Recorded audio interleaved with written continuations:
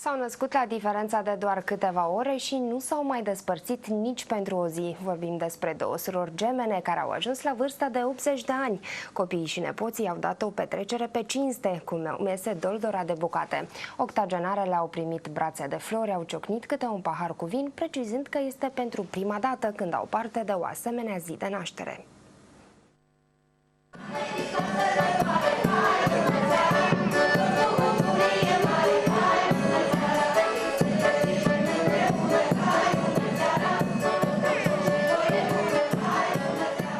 Surorile gemene Ana și Maria din Recea, Strășeni, au fost înconjurate de multă lume. Vinul a curs gârlă, iar muzica a răsunat în tot satul. Îmbrăcate la fel, timide și tăcute, octogenarele au urmărit cu ochii în lacrimi tot spectacolul. V-ați așteptat la o asemenea surpriză? Nu chiar.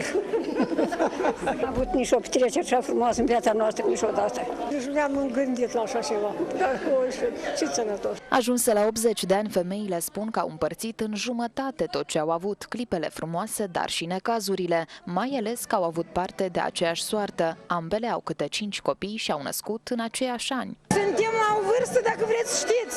Sora e cu sora mai mare, eu a doilea cu băiatul mai dam.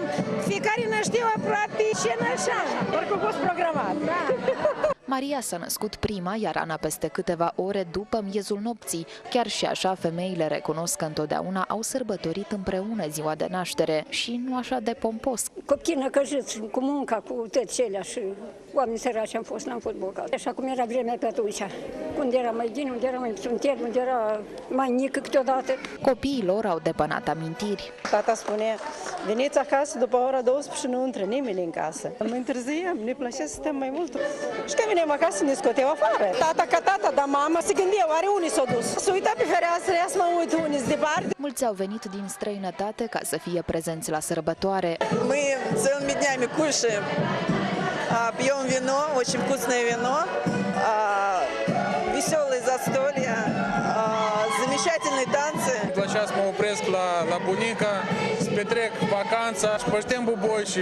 Și cum paharele erau mereu pline, iar bucatele nu se mai terminau de pe mese, petrecăreții au rostit într-una mesaje de felicitare. Principalul sănătate. Foarte bravo că a ajuns la așa o vârstă onorabilă și sunt așa o formă fizică foarte bună. Au ajuns la această vârstă pentru că au muncit în toți acești ani, au povestit gemenele. Am fost tot timpul pe deal, mai scurt am mușit, am lucrat.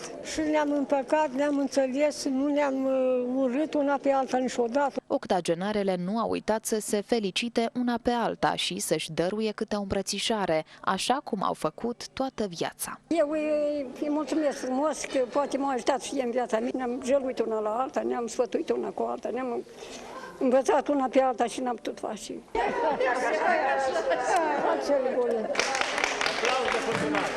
Aplauze de